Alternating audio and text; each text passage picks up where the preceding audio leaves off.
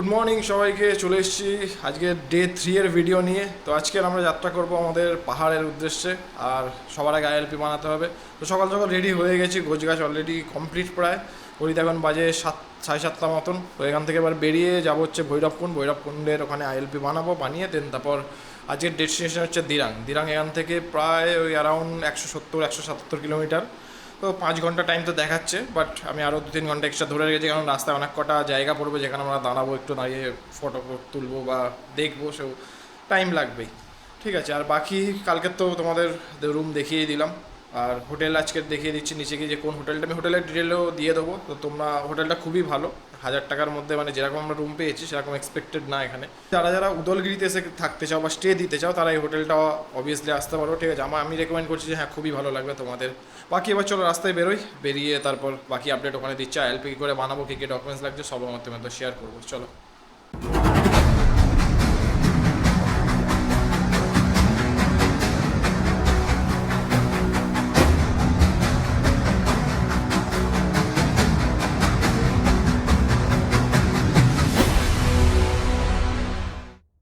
আজকের ব্রেকফাস্ট করতে, মানে ব্রেকফাস্ট রেডি করে নিয়েছি আমরা। তো এবারে আমরা এই জিনিসটা ক্যারি করছি খাওয়ার জন্য। এটা একটা পোর্টেবল কুকার বলতে পারো বা কেটলি বলতে পারো। তো এটা নিয়ে পরে আমি ভিডিও বানিয়ে দেবো, অত ডিটেল এটা নিয়ে যাচ্ছি না। যাই হোক, এটা আমরা মিউসলি কিনে এনেছিলাম এর থেকে আসার সময় এবারে কলকাতা থেকেই। দেন ওটাই, আর এখানে গুঁড়ো দুধ নিয়ে এটাই বানিয়ে নিয়েছি, আর এখানে ডিম সেদ্ধ করে নিয়েছি। তো এটার মধ্যে অনেক কিছু মাল্টিপল রান্না করা যায়, যেটা তোমরা পুরো ট্রিপে দেখতে পাবে যে আমরা কী কীভাবে ইউজ করছি। বাকি আপাতত এই রেডি করে নিয়েছি। তো এটা খেয়ে দিয়ে নিয়ে আর কিছুক্ষণ পর বেরিয়ে যাবো এবার। তো বেরিয়ে পড়ছি, বাইক কোল্ড স্টার্টে বসিয়ে দিয়েছি। ঠিক আছে, আর লাগেজ অলরেডি রানা কমপ্লিট আমার। তো আজকের এখানে ভোটের রেজাল্ট আছে, ওটা একটু চাপের বিষয়। তো যাই হোক করে আইএলবিটা পেয়ে আমরা অরুণাচলে এন্টার করে যেতে পারলেই মানে টেনশনটা ফ্রি হবে, ওইটুকুই টেনশন আছে। বাকি এখান থেকে তো বললাম প্রায় 19 কিলোমিটার রাস্তা, হয়তো আধ ঘন্টা মতন লাগবে। রাস্তা মোটামুটি এদিকে ভালোই আছে, খুব একটা খারাপ নেই। বাকি আর বেশি লেট করছি না এখানে, চলো বেরোই আগে, তারপর রাস্তার যা আপডেট রাস্তায় গিয়ে দিচ্ছে। আর আমাদের হোটেলটা যদি দেখাই তোমাদের নিচে দিয়ে, তো এই হচ্ছে হোটেল, মানে ওটা যে 4th ফ্লোর আছে না, মানে 3rd ফ্লোর, ওইটাই হচ্ছে তোমার হোটেল। বাকি এই হচ্ছে এখানকার রাস্তা, এখান থেকে তোমরা যেতে পারবে। আর এখানে হোটেলের ব্যানার দেওয়া আছে। তো হোটেল ডিটেল তো আমি দিয়ে দেবো বলেইছি। বাকি জায়গাটা এমনি ভালো। এই যে সামনে যেটা দেখছো ওটাই হচ্ছে মেন রোড, ওখান থেকে তোমার ডান দিকে নিয়ে দেন বাঁ দিকে নিলেই হচ্ছে ভৈরবকুণ্ডের রাস্তা পড়ে যাবে। তো চলো, এখানে আর বেশি টাইম দেবো না, বেরিয়ে পড়ি আগে, তারপরে বলছি। চার মাথা সেই মোড়টা আমরা কালকে এসেছিলাম এই ডান দিকের রাস্তাটা দিয়ে। ঠিক আছে, আর আমাদের যেতে হবে আজকে হচ্ছে এই বাঁ দিকের রাস্তাটায়, এটাই সোজা গিয়ে ভৈরবকুণ্ডে উঠছে, যেটা তোমার তারপর অরুণাচলে চলে যাবে। তো চলো এবার আইএলপিটা খালি, এখানে কী হয়েছে, গাড়ি খারাপ হয়ে গেছে এখানে একটা, সকাল সকালে পাংচার হয়ে গেছে গাড়িটা। ঠিক আছে, কোনো ব্যাপার না, চলো আমরা বেরোই। এদিকে রাস্তা একটু গ্রাম টাইপের রাস্তা আছে, মানে লোকালিটির মধ্যে দিয়েই পুরো রাস্তাটা। ওই বললাম যে লাস্টে 100 কিলোমিটারটা, তো ওইখানে একটু টাইম লেগেছে, আর কিছুই না। কাল সামনে দেখো ব্রিজের ওপর পাহাড় বানিয়েছে এরা। তো মেবি হয়তো ব্রিজটার কোনো কাজ হচ্ছে, তাই জন্যে এইরকম। আরে বাপরে, ওইদিকে নদীর পুরো কাজ হচ্ছে, নদীতে তো জলই নেই এখন। এদিকে দেখো পুরো লম্বা করে সুপারি বাগান, আর সামনে জাস্ট ভিউটা দেখো তোমরা, পুরো দুদিকে গাছ এসে একদম রাস্তার উপরটা ঘিরে দিয়েছে, মানে ছাওয়া করে দিয়েছে ন্যাচারালভাবে। ঠিক আছে, আমাদের ওইদিকেও এরকম টাইপের গাছ লাগাতে পারে ভাই, তাহলে তো এরকম রাস্তাগুলোর কন্ডিশন থাকবে না। সব গাছ কেটে কুটে একাকার করে দিচ্ছে একেবারে। আর সামনে পাহাড় দেখা যাচ্ছে না এখনও, কারণ মেঘ জমে আছে পুরো উপরটায়, তো ওই জন্য পাহাড়টা এখনও ভিজিবল না। তো চলো আর একটু সামনে গেলে মেবি পাহাড়ের দেখা পেয়ে যাব। সামনে দেখো আর্মির গাড়ি আসছে পরপর, এগুলো আর্মিরা হয়তো কোথাও যাচ্ছে, জানি না ঠিক। তো সামনে দেখো আরও একখানা ট্রাক। আর এখানকার ভাই রাস্তা সত্যি মারাত্মক পরিমাণে, সামনে পাহাড়ের ভিউ তো দেখা যাচ্ছে। এটা কি হয়েছে, এই রাস্তায় একটাই প্রবলেম, সেটা হচ্ছে বাম্পার। এখানে অনেক বাম্পার, মেবি হয়তো লোকালিটির মধ্যে দিয়ে গেছে রাস্তাটা, তাই জন্য এত বাম্পার দিতে হয়েছে। বাট ঠিক আছে, বাকি এটা ছাড়া রাস্তার কন্ডিশন ভাই খুবই ভালো, রাস্তার কন্ডিশন কোথাও খারাপ না। ভিউটা দেখো এবার, ঠিক আছে, পুরো ওপেন হয়ে গেছে, পুরো ক্লিয়ার হয়ে গেছে। উপরে তো প্রচুর মেঘ জমে আছে, নিচে থেকে যত মেঘ মনে হয় উপরেই জমে আছে। তো এই হচ্ছে নদী পার করে যাচ্ছে, এইটা পার করা মানে আমরা অরুণাচলে এন্টার করে গেলাম মানে এবার অফিসিয়ালি এন্টার করতে গেলে আমাদের আইএলপিটা করতে হবে।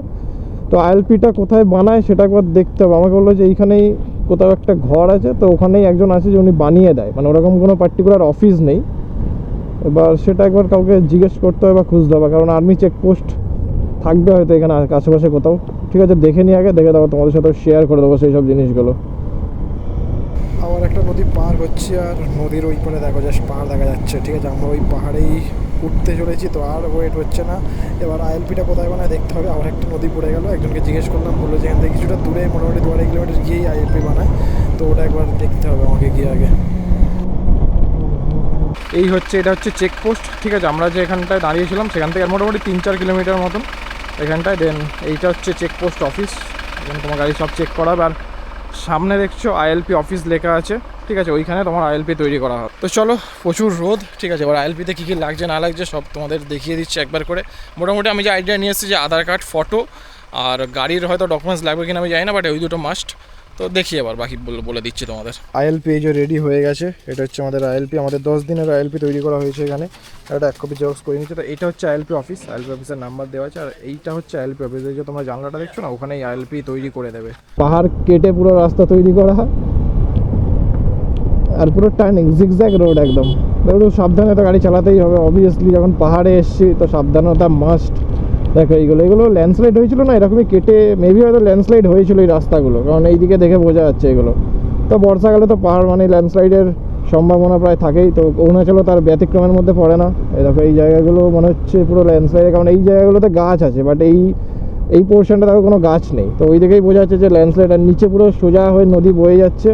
ব্রোয়ের হোর্ডিং চলে এসছে। ব্রো মানে হচ্ছে আমাদের বর্ডার রোড অর্গানাইজেশন, যেই রাস্তাগুলো সমস্ত কিছু মেনটেন করে, বা যে কোনো তোমরা পাসের যে যাও, যে কোনো পাসের যে রাস্তাগুলো থাকে সব কিছু ব্রো মেনটেন করে, অন্য কেউ ওগুলো মেনটেন করে না। তো ব্রোকে থ্যাঙ্কস জানাতে হবে যে এত সুন্দর রাস্তা বানিয়ে দেওয়ার জন্য, যাতে আমরা এই রাস্তাগুলোতে ট্রাভেল করতে পারি। আমরা অন্য স্টেট থেকে অন্য স্টেটে যখন ট্রাভেল করছি বা এত পাসেস ট্রাভেল করছি, সেটা শুধুমাত্র এই ব্রোয়ের জন্যই। তো এই ব্রিজগুলো দেখে মনে হচ্ছে যে নতুন তৈরি হয়েছে। আর উপরের ওয়েদার দেখা ভাই, উপরের ওয়েদার দেখে আমার তো খুব চাপ লাগছে, কারণ পুরো কালো মেঘ ভর্তি হয়ে আছে। এখানে দেখো সাইন দেওয়াই আছে, ল্যান্ডস্লাইড এরিয়া এটা। তো আমরা কোন পাহাড়ে যাবো এখন জানি না। পাহাড় তো মানে বেসিক্যালি হয় যে একটা পাহাড় টপকে তুমি আরেকটা পাহাড়ে যাবে, এরকমভাবেই। টার্নিংগুলো দেখো জাস্ট। আর এখানে প্রচুর কলা গাছ, কিন্তু কলা হয়নি। কলা হলে তাহলে না 4-5, ওই দেখো কলা হয়েছে। সে কি কলা গাছ সেটা কথা না, টার্নিং দেখো জাস্ট। এখানে টার্নিং ঠিক আছে, খুব একটা ঢাল নেই, বাট প্রচুর শার্প টার্নিং আছে এখানে। হেয়ারপিন বেন্ড প্রচুর পরিমাণে। ফার্স্টের দিকে অনেক কটা হেয়ারপিন বেন্ড আমি পাবো, যা ম্যাপে দেখছিলাম। রোদ নেই এখানে। যত উপরের দিকে উঠবো ঠান্ডাটা একটু বাড়বে। ঠিক আছে, তো রেনকোট আছে, রেনকোট পরে নেবো তেমন হলে। দেখো কিছু কিছু জায়গায় ঢালটা একটু বেশি, মানে যখন হেয়ারপিন বেন্ডটা ঘুরছে। বাট ঠিক আছে, এইটুকুনি ঢাল ম্যানেজ করা পসিবল। বাট দার্জিলিংয়ের ভাই, আমি এখনও দার্জিলিংয়ের পক্ষে আছি যে হ্যাঁ ওই ঢালের দিক থেকে বেস্ট। বাট বর্ষাকালে এইসব রাস্তায় চালাতে একটু চাপ হবে। ঠিক আছে, এখন যেহেতু বর্ষার কোনো নেই, মানে এটা প্রি মনসুন সিজন বলতে পারো। এখানে অল্প বিস্তর বর্ষা তুমি পেতে পারো এই জায়গার দিকটায়। এখন একটু আমরা দাঁড়ালাম একটু ভিউ ক্যাপচার করতে, জাস্ট এখান থেকে পাহাড়ের ভিউটা দেখো নিচে। ঠিক আছে, ওই যে দেখছো তোমরা এরকম জিগজ্যাগ রাস্তা, আমরা ওই রাস্তা দিয়ে হয়ে এত উপরে উঠলাম। তো মারাত্মক ভিউ দেখতে পাচ্ছি, বাট তার সাথে মারাত্মক পরিমাণে ঠান্ডাও পড়ে গেল হুট করে। ঠিক আছে, আমরা যেহেতু একদম মেঘের কাছাকাছি, মানে ভেতর থেকে যাচ্ছি, তো ঠান্ডাটাও সেই মতো বেড়ে গেছে। তাই জন্য রেনকোটটা পরে নিয়েছি। ঠান্ডার মধ্যে রেনকোট হচ্ছে খুব ভালো একটা জিনিস, কারণ মানে তোমার গায়ে কোনো রকম হাওয়া লাগতে দেবে না, তো বডির টেম্পারেচারটা ভেতরে ধরা থাকবে। বাকি আমরা গরমের জামাকাপড় নিয়ে এসেছি, মানে ঠান্ডার জামাকাপড় নিয়ে এসেছি, বাট ওগুলো সব ব্যাগের ভেতরে। ঠিক আছে, তো আমি ওই জন্য রেনকোটটা বাইরে রেখেছিলাম, যে যখন ঠান্ডা লাগবে বা হুট করে যদি বৃষ্টিও চলে আসে, তাহলে ওখান থেকে আমি সঙ্গে সঙ্গে ইনস্ট্যান্ট রেনকোটটা পরে নিলে অনেকটা মানে বাঁচে যাবে ঠান্ডার হাত থেকে। তো এবার আমরা পাহাড়টা টপকাচ্ছি হলাম একটা করে। একটা পাহাড় টপকে দেন আবার আরেকটা পাহাড়ে, এখান থেকে আবার ডাউন হিল, মানে আমরা নিচের দিকে নামছি। নিচের দিকে নামার পর মেবি আবার উপরের দিকে উঠতে হবে। তো পাহাড়ে বেসিক্যালি এরকমই হয়। আর রাস্তায় প্রচুর পরিমাণে পাথর পড়ে আছে অনেক জায়গায়, যেগুলোতে ল্যান্ডস্লাইড এরিয়া আছে, পাথর পড়ে আছে অনেক জায়গায়। দেখলাম একটা পাথর হুট করে গাড়ির নিচে আমার লাগলো, আমি তো ভাবলাম মনে হয় গেল গাড়ির কিছু একটা। তো তারপর দেখলাম যে না, সেফ, মানে কিছু হয়নি ওগুলোতে। চলো, রাস্তা ফাঁকাই আছে, খুব একটা লোকজন রাস্তায় দেখতেও পাচ্ছি না। যা আসছে মোটামুটি ওই ট্যুরিস্ট গাড়িগুলো, ওদেরকেই দেখতে পাচ্ছি। আর আমরা তো যাচ্ছি, দেখি কত কিলোমিটার বাকি আছে বলতে পারছি না, কারণ নেট চলছে না। এবার ওই মাইলস্টোন দেখে দেখে যেতে হচ্ছে। এখনও দিরাঙের মাইলস্টোন কোথাও চোখে পড়েনি। তো দিরাঙের আগে একটা ভিলেজ বা জায়গা আছে রূপা বলে, তো ওটা আর 80 কিলোমিটার বাকি দেখলাম এখান থেকে। তার মানে দিরাং মোটামুটি এখনও 100-র ওপরে বাকি, 100-120-র ওপরে বাকি। চলো দেখি কতক্ষণে পৌঁছাই। সবে তো 10-10:30 বাজে। একবার এখনও ব্রেক দিইনি, মিডিলে একবার কোথাও একটা ব্রেক দেবো খাবার। সকালে তো ব্রেকফাস্ট করেই বেরিয়েছিলাম, বাট খিদে আবার পেয়ে গেছে। তো আবার দেখে যত আবার নিচের দিকে নামছে আবার মেঘগুলো কেটে যাচ্ছে, কেটে আবার সামনের ওয়েদার পুরো ক্লিয়ার হয়ে যাচ্ছে। তো সামনের পাহাড়ে তোমরা রোদ দেখতেই পাচ্ছ। এই দেখো এখানটা আবার একটু রোদ পড়েছে, পুরো মাঝখান থেকে রোদ আসছে বলে এইখানটায় রোদ পড়েছে। তো আমরা আবার নিচে নেমে গেলাম একটা পাহাড়। আর এইখানে দেখো এগুলো চাষের জমি, ঠিক আছে, পাহাড়ের ঢালে চাষ করা হয়। তো ওই জন্য এরকম ব্যাম্বু দিয়ে স্ট্রাকচার করে দেন তারপর গাছগুলো লাগানো হয় যাতে গাছগুলো ভেঙে না পড়ে।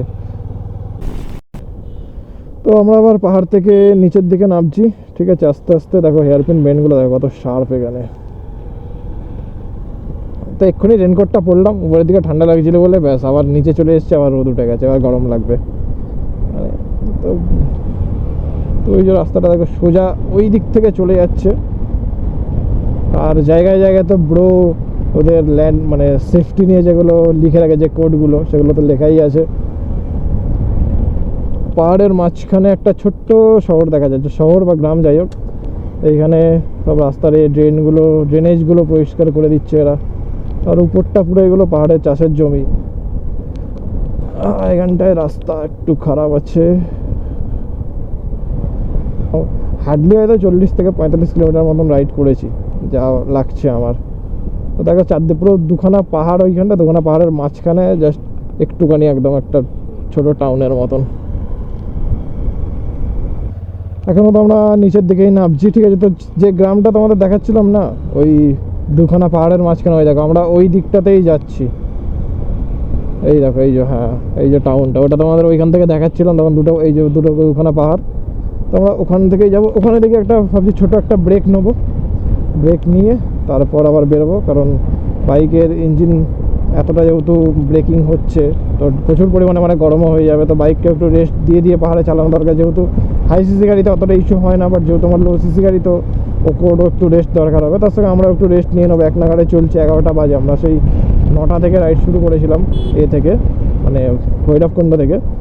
তারপরে এখনও অবধি কোথাও ব্রেক নিয়ে বললামই তোমাদের। তো ভাবছি ওইখানটায় একটা ছোট্ট ব্রেক নিয়ে নেবো। আর ওয়েদার তো ওপরে এখনও মেঘ, তো মেঘের মধ্যে থেকেই যেতে হবে। এবার দেখি এই পাহাড় থেকে নামলাম, নেমে মেবি আবার একটা পাহাড়ের উপরে উঠতে হবে। জাস্ট ওখানে দেখো ছবির মতন পুরো লাগছে জায়গাটা। এইরকম একটা গ্রামে থাকার ইচ্ছা আছে, তবে আমরা খুব একটা বেশি থাকতে পারবো না এখানে। কারণ আমাদের যেহেতু টাউনের লাইফটাতে অভ্যাস না, আমরা এইখানে এসে সার্ভাইভ ওরকমভাবে করতে পারবো না। হয়তো কেউ কেউ করে নিতেও পারবে, আর ডিপেন্ড করছে সেই জিনিসটা। এই ফ্ল্যাগগুলো যাতে ঘরের সামনে লাগানো, এই ফ্ল্যাগগুলো আমি এবার এখান থেকে কিনে নিয়ে যাবো। আমি আগেরবারও মেঘালয়তে বলো, দার্জিলিং বলো, সব জায়গায় গিয়ে খুঁজেছিলাম, বাট এই বড় ফ্ল্যাগটা ঠিকঠাক পাইনি। এখানে হোটেল আছে কতগুলো। তো একটু নিচে নেমে যাই, নেমে গিয়ে তারপরে ওখানেই একটা ব্রেক নেবো। ওই পাহাড়গুলো টপকে এসছি, ওই পাহাড়গুলো পুরো টপকে তারপর আবার এদিকে আরও একখানা পাহাড়ে এসছি, আবার নিচে নামছি, আবার হয়তো এই পাহাড়টা টপকে আবার অন্য একটা পাহাড়ে যেতে হবে। পেট্রোল পাম্পে দাঁড়িয়েছিলাম, ঠিক আছে। এটা হচ্ছে কি কালাটাং ডিস্ট্রিক্ট হবে মনে হয়, কোনো কিছু জায়গা কটা উচ্চারণ হচ্ছে না। তো এখানে প্রচুর রাইডার স্টপ দিচ্ছে। মেনলি এখানে হচ্ছে পেট্রোল পাম্প আছে একটা। তো এরপরে মানে ফার্স্ট পেট্রোল পাম্প পড়লো আমার অরুণাচলে ঢুকে।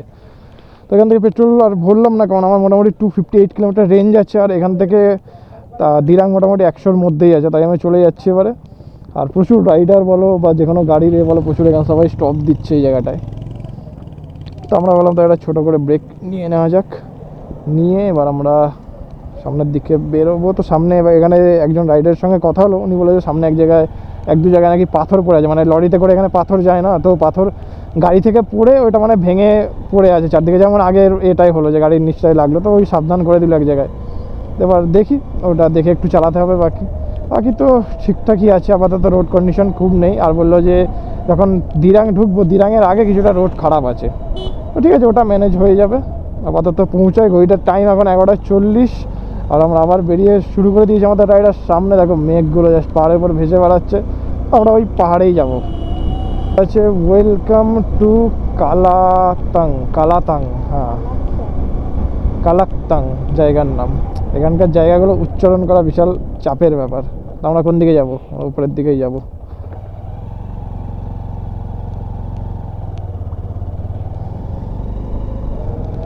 চলো সামনে জাস্ট ওই ভ্যালিটাকে দেখো, ওইখানেও ঘর বাড়ি আছে, ছোটো ছোটো ঘর বাড়ি ওখানেও দেখা যাচ্ছে। ঠিক আছে, এইদিকের পার্টটাই কিছু নেই, বাট সামনে ওটা পুরো ভ্যালির মতন, ওখানে জমিও আছে, মেবি চাষবাস হয়। আমরা আবার যাবো, আমরা ওই দিক থেকে আসলাম, ওইখানে ওই যে ল্যান্ডস্লাইডের মার্কটা থেকে বুঝতে পারলাম ওইদিকে আর একটা ওয়াটারফল বলবো না, একটা ছোট্ট মতন ওয়াটার ক্রসিং ছিল, সব লোক অনেকে ফটো তুলছে, বাট ওইদিকে রাস্তাটা যেহেতু অন্যদিকে, তাই আমি আর ঢুকলাম না। আমি এই দিকের রাস্তাটাকে তাড়াতাড়ি করে কভার করতে চাইছি, কারণ বেশি দেরি হয়ে গেলে পাহাড়ে প্রচুর তাড়াতাড়ি মানে অন্ধকার হয়ে যায়। জাস্ট ওই দূরে দেখো পাহাড়গুলোর মধ্যে মেঘগুলো ভেসে বেড়াচ্ছে, আর কি ভিউ মাইরি। নিচে দেখো ছোটোখাটো অনেক টাউন আছে, টাউন বলবো না, গেলো ছোটোখাটো একটা এক এক জায়গায় মানে লোকজন দল বেঁধে গোষ্ঠী মতন তৈরি করেছে। এই দেখো এখানে আবার শিব মন্দির আছে। তো আবার আবার পাহাড়ে হচ্ছে, মেবি এই পাহাড়টা টপকাবো আমরা, ওই দিকে ওই পাহাড়গুলো টপকে চলে এসেছি, দেন আবার এই পাহাড়টা আবার টপকাবো।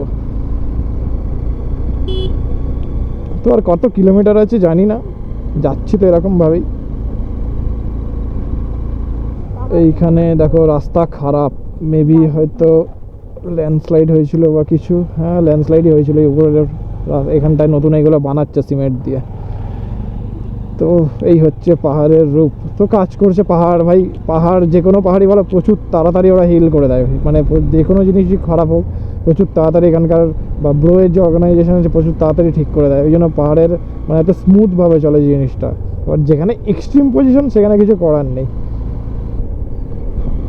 দেন এটা টপকে আবার আরও একটা পাহাড়ে যেতে, উপরে দেখো আকাশ এখানটায় বেশ পরিষ্কার, এই দিকটায় আকাশটা, ওই দিকটা যেমন মেঘলা করেছিল এদিকে অতটা মেঘ করে নেই, এদিকে আকাশ পরিষ্কার পুরো। এখনও পুরো মাঝ রাস্তায়। ঠিক আছে, এবার হুট করে দেখছি যে ফোঁটা ফোঁটা বৃষ্টি পড়া চালু হয়ে গেছে। তো যে জিনিসটার ভয় পাচ্ছিলাম, এরকম হালকা ফুলকা হলে ঠিক আছে, কারণ ওই উপরটায় যদি মেঘটা থাকে না, ওটাখানটায় পুরো কালো হয়ে মেঘ জমে আছে একদম। এবার যদি ওই দিকটাতেই আমরা যাই, ঠিক আছে, যতটা মনে হচ্ছে ওই দিকটাতেই আমরা যাব, তো ব্যাস ভাই বৃষ্টি তো আসছে মনে হচ্ছে। এদিকে আপাতত হালকা হালকা পড়ছে একদম, বাট যদি জোরে চলে আসে তো প্রচুর চাপের ব্যাপার হয়ে যাবে এখানে বৃষ্টির মধ্যে। আমরা যে পাহাড়ের দিকে মেঘ আছে আমরা সেই পাহাড়ের দিকেই এসেছি। এবার হালকা ফুলকা পড়ছে, বাট গা ভিজানোর জন্য যথেষ্ট। তো দেখি একটু টেনে যদি মেঘটা থেকে বেরিয়ে যেতে পারি, বাট মনে হচ্ছে না, কারণ সামনে পুরো মেঘলা করে আছে একদম। এবার বুঝতে পারছি না কী হবে। এখান থেকে এখনও বোমডিলাই 64 কিলোমিটার বাকি। তো সামনে জাস্ট ভিউটা দেখো, ঠিক আছে। আবার বৃষ্টিটা এখানটা একটুখানি কমেছে, পাহাড়ের বৃষ্টি বললাম যখন, যেখানে মেঘ জমে আছে সামনে থেকে, তো পুরো দেখো মেঘ এরম ভেসে ভেসে ভেসে ভেসে যাচ্ছে ওইদিকে। ঠিক আছে, আমরাও মেঘের সঙ্গে ভাসতে ভাসতে আমরাও যাচ্ছি বৃষ্টির দিকেই। এখানে ওয়েলকাম টু যাই, ওদের ভাষাগুলো পড়তে পড়তেই আমার টাইম চলে যাচ্ছে। এবার উপরের মেঘটা ওইদিকে চলে যাচ্ছে, ওইদিকে চলে যাক ভাই, নিচের দিকে বৃষ্টি হোক। নিচে প্রচুর গরম, ওপরের দিকে বৃষ্টি না হোক, ঠিক আছে। তো এই ওয়েদারটা দেখে পুরো মেঘালয়ের ওই টাইমটা মনে পড়ে, যেরকম মেঘালয়তেও যত মানে উপরের দিকে আমরা পাহাড়ে যাচ্ছিলাম তত এরকম মেঘ দেখতে পাচ্ছিলাম। ওই পারটায় মনে হয় আবার পরিষ্কার মেঘ আছে, আমি এই কোনা থেকে দেখে নিয়েছি। তো চলো ওই পারে যত দূর তাড়াতাড়ি হয় চলে যাই, আমরা ওই পাহাড়টাই টপকাবো। পাহাড়টা টপকে ওই পারে আশা করছি পরিষ্কার আকাশ পেয়ে যাব। এখানটায় আবার প্রচুর ধাবা টাওয়া আছে, তেনজিং গ্রসারি শপও আছে। তো আমাদের তো আজকে প্ল্যান আছে গিয়ে রান্নাবান্না করার, দেখি কখন কি পৌঁছাই, আগে পৌঁছে কি স্পট যদি কিছু কভার করতে পারি। বাট এই ওয়েদার যা খারাপ দেখছি, এই শার্প বেন্ডগুলোতে গাড়ি চালানোর সময় প্রচুর সাবধান থাকতে হয়, কারণ অন্য দিক থেকে যখন গাড়ি আসছে, ধরো 4 চাকা আসছে বা কিছু আসছে, তো তারা মোটামুটি স্পিড মেনটেন করেই আছে, যেটা তুমি যখন তোমার লো সিসি গাড়ি হবে আমার মতো। কী হয়েছে? একটা মনেস্ট্রি চোখে পড়লো। তো এই হচ্ছে সেই মনেস্ট্রিটা, হচ্ছে গাইটো মনেস্ট্রি। তো ভেতরে এখন কাজ হচ্ছে মেবি, তো আমি আর ভেতরে গেলাম না, বাইরে থেকেই মোটামুটি ক্লিয়ার দেখা যাচ্ছে যে সেই এই মনেস্ট্রিটা এইখানেই। তো রাস্তায় এরকম তো আরও অনেক মনেস্ট্রি পড়বে, সেগুলো তোমাদের দেখাবো। আর এইটা মেবি কোনো ভিলেজের গেট হবে, এদের ট্র্যাডিশনাল গেট এটা। যে কোনো ভিলেজের সামনে তোমরা এইরকম টাইপের গেটটা দেখতে পাবে। তো তোমাদের সামনে একবার দেখাচ্ছি কি আমি, দাঁড়া, এই দেখো এইরকম পুরো ডেকোরেশন করা এরকম গেট এরা এখানে বানায়। প্রত্যেকটা ভিলেজ বলো বা কোথাও এই যে এন্ট্রি পয়েন্টগুলো না, সেখানে মানে এইরকম গেট বানানো হচ্ছে। এগুলো ট্র্যাডিশনাল গেট আছে, যেখানে লেখাও আছে যে traditional gate camp number 1 what, তা কি তেনজিং গার্গ লেখা আছে। তো চলো মেঘগুলো তো আপাতত ওই দিকটায় চলে যাচ্ছে, আর বৃষ্টির ওয়েদার তো আছেই। আপাতত এখানটা বৃষ্টি পড়ছে না, এবার যতদূর সম্ভব বেরিয়ে যায় যতটা হয় তাড়াতাড়ি, কারণ বৃষ্টি নেই। তো ভাই মেঘালয়ের ফিলিং পাচ্ছি। মেঘালয় উপরে দেখো জাস্ট পুরো মেঘগুলো নিচে নেমে আসছে, এক্ষুনি ওই দিকটায় চলে যাচ্ছিলো, সেখান থেকে পুরো মেঘ দেখছি আমাদের সাথে সাথেই যাচ্ছে। মনে হচ্ছে সবকটা মেঘ আমরা নিয়ে এখন দিরাঙে ঢুকবো, তারপর দিরাঙে বৃষ্টি হবে। ঠান্ডা লাগছে, লাগছে বলবো না, লাগছে না বলবো না। আমাকে বলেছিল যে মোটামুটি ধরো 60-70 কিলোমিটার ড্রাইভ করার পর থেকেই ঠান্ডাটা অনুভব হবে। সেটাই হচ্ছে, কারণ দিরাং সিটি মোটামুটি আরও উপরের দিকে, আর এই দিকে দেখো পুরো মেঘ একদম গাছের ভেতর থেকে যাচ্ছে। আর আমরা যদি মেঘের ভেতরে ঢুকে যাই তাহলে আলাদা ব্যাপার। তো দেখি আজকের হেলমেটটার টেস্ট হবে যে এর অ্যান্টি ফগ কীরকম কাজ করে। ঠিক আছে, এর বেলায় তো কলকাতার ফগে তো ঠিকঠাক কাজ করেছিল, বাট যেখানে হেভি ফগ মানে এইসব জায়গাগুলো, সেইখানে আমাকে দেখতে হবে যে কেরম কাজ করছে। আর কত উপরে উঠবো জানি না, তো পাহাড়ের টপ দেখতে পাচ্ছি না মেঘের জন্য, কিন্তু আমরা উপরেই উঠে যাচ্ছি। আমি ভেবেছিলাম মনে হয় নিচে নামবো। কত গরু দেখো রাস্তায় ঘুরে বেড়াচ্ছে, সব কাদের গরু এই মেরেছে, এরা রাস্তায় ঘিরে দিয়েছে। তো সামনে তো ভাই পুরো কুয়াশা একদম। ওয়েদারটা খুব ভালো, মানে যদি আমি গাড়ি করে আসতাম ভাই ওয়েদারটা সত্যিই খুব এনজয় করার মতন। এখনও এনজয় যে করছি না সেটা না, বাট একটু চাপের মধ্যেও আছি।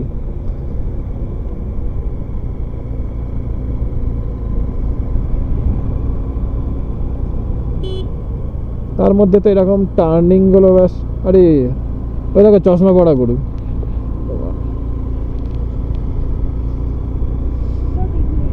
On the bend go slow friend, দেখেছো ভাই কোডগুলো হেভি লেখা, আমার ভাই খুব পছন্দের। কত ডিগ্রি? 15 ডিগ্রি টেম্পারেচার চলছে এখানে এখন, যেটা আমাদের শীতকালেই চলে হয়তো। আর আমরা তার মধ্যে এরকম রাইড করে বেড়াচ্ছি। হাতে দেখো হাত পুরো খোলা, কিছু নেই, গ্লাভসও পরিনি।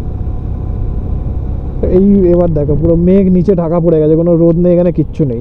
এখানে যাদের ঘর বাড়ি তারা তো মানে সারা বছরই প্রায় শীতকালের এক্সপিরিয়েন্সই নেয়।